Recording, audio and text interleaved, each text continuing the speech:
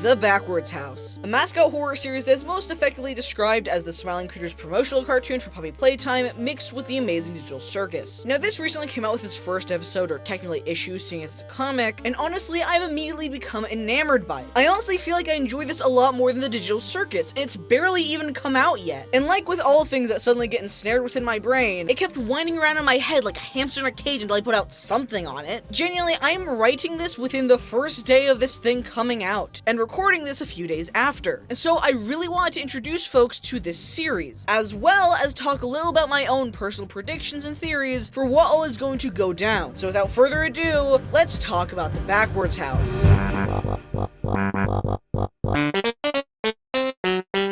Okay, so as of writing, this episode is around 40k views, so in case you haven't heard of it, I'm gonna be doing a quick summary of the episode. If you already have seen it or don't need a refresher at all, just pop on over to this timestamp when we actually start talking about the smaller details. For the rest of you though, here's a quick summary of the lore leading up to the series, as well as episode 1. The Backwards House in-universe is a VHS cartoon made in the 90s by a company called Elizabeth Studios, which is stated to be brought to you by a dying wish. The cartoon seems to be akin to something like Looney Tunes, at least given the style that's going with in the VHS video. However, unlike Looney Tunes, those who watch the show are invited into it, as if you watch it for too long, your mind will transfer into it and become a new character on the show, while your body just sits there and eventually starves to death or expires. Within the first episode, we see a continuation of this girl that we saw at the end of the VHS video being entered into the show, newly dubbed Curious Cat by this mysterious woman named Mother, the only human among these chibi animal characters. The dog quickly asks to be introduced, but interrupts Mother anyways, introducing themselves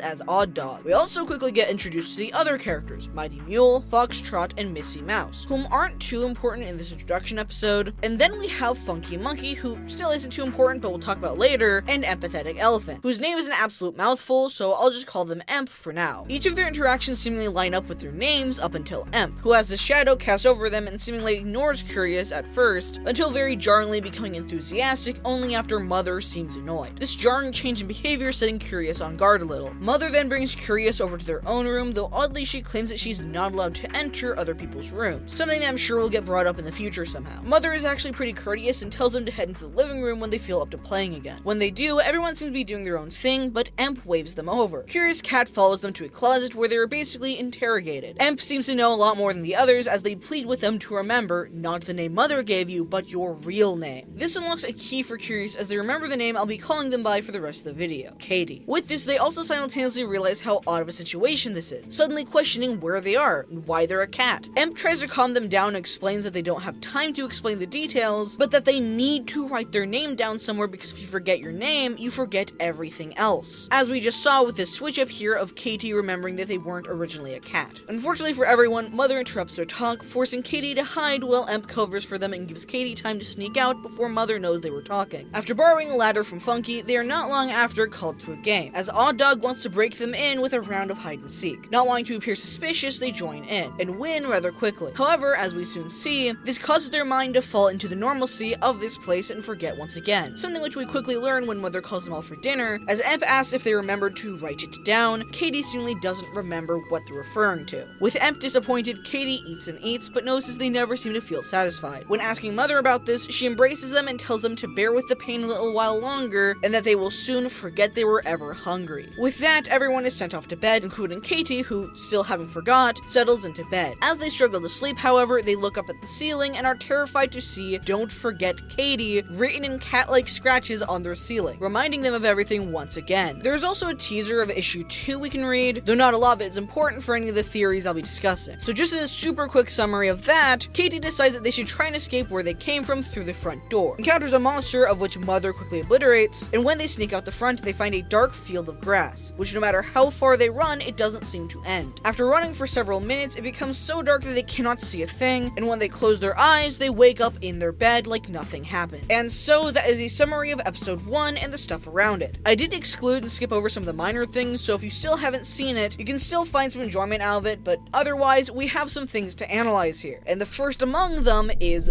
the light.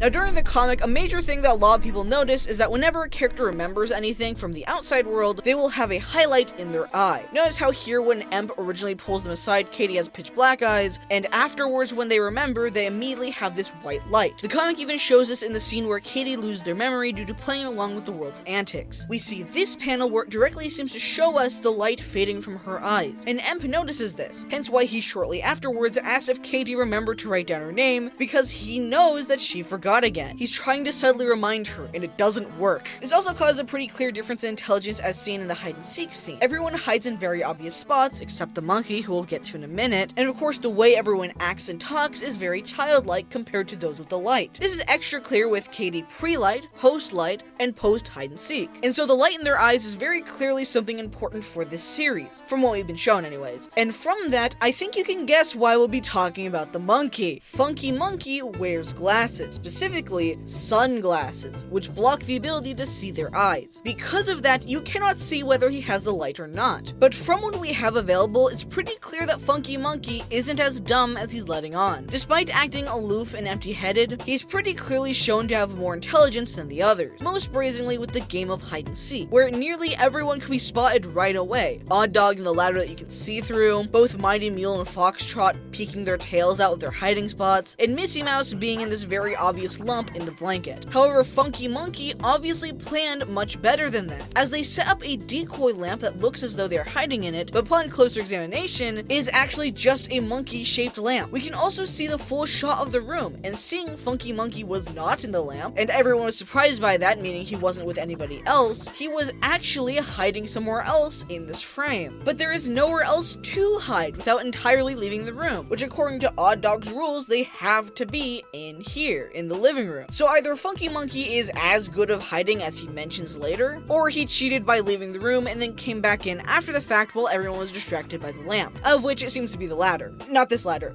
The phrase as in he was out of the room. Because Funky doesn't have to explicitly be told to come, as they appear shortly after Katie says that they got everyone, which cued them to enter back into the room, showcasing this higher thought. They create a distraction that people would think is him, when in actual reality, he wasn't playing by the rules at all. Now that might sound like a bit of a stretch, but there are several other things that point to Funky Monkey being smarter than he seems. Namely in that he is the only character to break the fourth wall, consistently uses cartoon logic to his advantage, and uses basic comedy setups to give himself a little bit more control over this world than he would have otherwise gotten. Things like being able to get a bag of sand out of nowhere simply for a pocket sand joke, despite the fact that they should not have access to sand given they can't go outside. And of course the fact that even if they did, outside is just grass. There is no sand! Where'd they get sand from? Funky gives Katie the ladder, and despite pretending to not know where the ladder is, pretty blatantly sets up Katie giving it back to him for a joke, which would be a little difficult to set up and know that you're getting the ladder back in a second if you genuinely forgot where it went or what happened to it. And that's all compounded by the fact that they start off the episode, both in the VHS teaser and in Katie's introduction, being right next to Emp. And when Odd Dog introduces them, Funky gives a particularly long, distracting introduction, much longer than everyone else's introductions, likely to give Emp the time to calm down, as them acting odd at the start seems to be pretty clearly due to the stress of a new person getting trapped here. Hello, post me popping in. I'm starting to feel like this is an every video occurrence now where I think of something after recording and slap it in midway through. But basically, I couldn't stop thinking about the fact that if playing along with this world is what makes you forget, and Funky Monkey remembers like Emp, how come Funky still remembers despite Katie forgetting during the same game he won in? And so I think, and this is gonna sound really stupid, but it's the only thing that makes sense for now with what little we know, I think that Funky wrote his name on the inside of his shades so he can constantly be aware and remember himself, and anytime he forgets, he instantly remembers again because it's constantly in his vision. I know that sounds a little dumb, but that makes sense with what we know so far.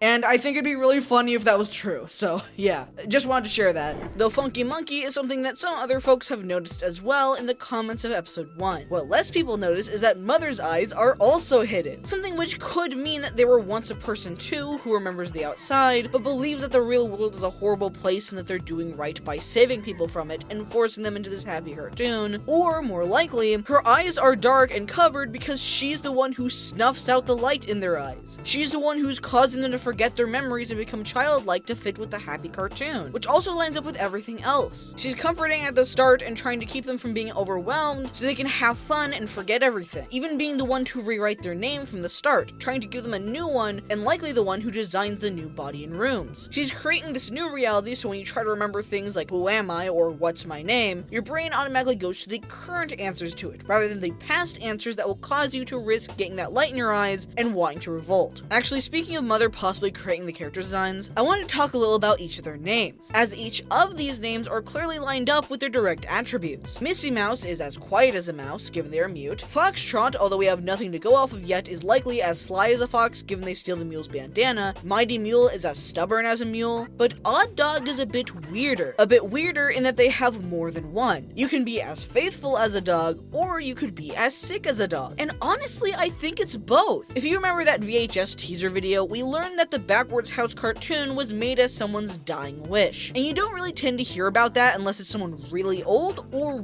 really young. And for something like this, I think we can guess that's more on the younger side for something akin to the Make-A-Wish Foundation. As to say dying wish definitely implies a child here in my opinion. Now if we look at Odd Dog, he is easily the most childlike of the characters. Children have a tendency to mean well while easily getting impatient or lacking the more traditional social cues to not hurt others. Especially when it comes to things like cutting in and interrupting, which we see them do multiple times during their introduction, generally being overexcited, and most intriguing of all, their design. All of the characters clearly have a primary color, including Odd Dog, but Odd Dog in particular has rainbow paw pads and rainbow freckles. With everyone else, any new colors that they get are solely from their accessories. Their body is completely composed of their primary character color, but Odd Dog's accessory is a bow tie. The other rainbow things are attached to their body itself, which makes them stand out in a very main character energy way. And this would make sense if they were the sick dying child that made the dying wish. If they wished to have adventures as a cartoon character forever, they'd probably be the main character, and they'd probably get the most colorful standout design compared to the people that came afterwards. As for the faithful as a dog side, he does seem pretty faithful to keeping the world how it currently is, at least from what little we know so far. He's the one to open the door to Katie, and quickly asks a dozen questions about their new cat form, the new cat form that has nothing to do with reality, which cements this as being her new body. He's the one who asks Mother to introduce them, and not long after, cuts in to excitedly do so himself. He's even the one to start compliments on Mother's cooking, so he's pretty clearly a mama's boy. He's the one that starts the game of hide and seek that makes Katie forget her name again, which is extra interesting because shortly before this, Funky was bringing a ladder for a game they were going to play. And given Mighty is the one asking and being upset about it, it seems like originally they were going to play a different game until Odd Dog changed it to hide and seek to bring Katie in. Unless you think Mighty is getting angry over a ladder just so Odd Dog can yell at the top of it for a few seconds and then hide behind it and that's it. But I doubt that given his wording here. Odd Dog changed the game, so Odd Dog's gonna be building up to be both as sick as a dog and as faithful. But we also have the other three to talk about. Curious Cat is, well, as curious as a cat, but the other two don't really have the typical naming schemes. I've never heard someone say as empathetic as an elephant, so you could say that he's the elephant in the room, given his whole introduction. He's the only one that we're aware of that remembers the outside world, and is thus putting a focus on this whole people getting trapped here thing. Funky Monkey, though, doesn't really have anything that comes to mind as a common simile, it just rhymes. But there is another much clearer pattern that seems to match up pretty well with them, as well as a surprising third character that we don't know anything about yet. Hear no evil, see no evil, speak no evil, and be no evil. Hear no evil is obviously empathetic elephant, as elephants are known for their good hearing and, he has big ears. See no evil is Funky Monkey, as he wears shade there blocking his vision, and Odd Dog claims during their introduction when he calls Katie a squirrel instead of a cat that Funky Monkey has never seen anything before, which implies either that he's blind or that he's pretending to be blind given he's still one hide and seek. Speak no evil is likely Missy Mouse because they're mute, writing solely on signs to communicate and covering their mouth with a large scarf. And of course, be no evil is likely going to be Curious Cat, aka Katie. In other words, I think these four are likely going to be our main quartet of trying to get out of here. In that regard, I also believe that Foxtrot and Mighty Mule are going to become kind of like pseudo-antagonists alongside Odd Dog, in that they either don't want to accept the truth and remember, or may even betray them for the sake of protecting their little world and staying faithful to Mother. After all, remember their similes. Foxtrot is as sly as a fox, which means they could be cunning or deceitful, and Mighty Mule is as stubborn as a mule, meaning even if they learn the truth, they might not want to budge from what they know and love from this world. And from everything we've seen, we're on a pretty clear deadline. As a reminder, this is all on a VHS in a random abandoned house, and Katie is right there just staring at the screen all cursed and dazed and stuff. That's a living body, which if it dies and decays,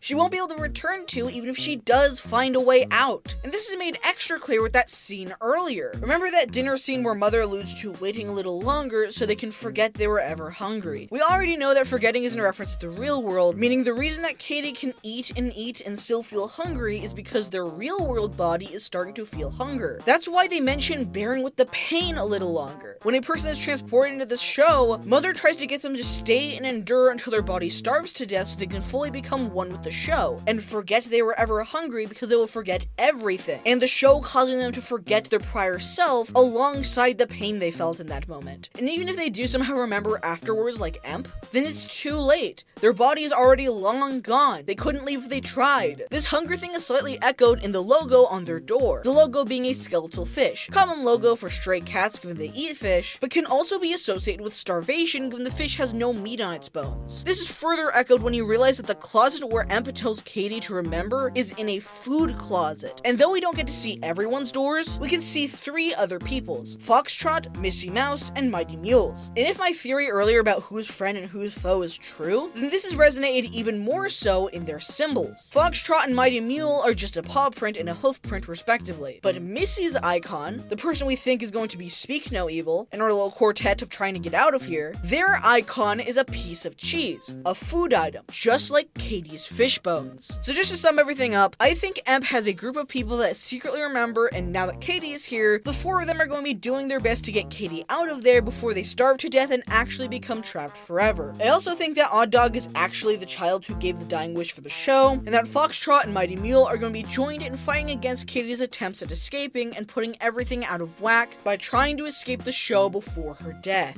But that's just a theory. A Kickstarter theory, and I'm not sure how to close this out. Go check out the series if you want to. They have a Kickstarter going, and I think that's pretty cool. Not an ad read, I just really like it. And that's all I have for you. Leave your tip at the door, my friends, because I'll see you around.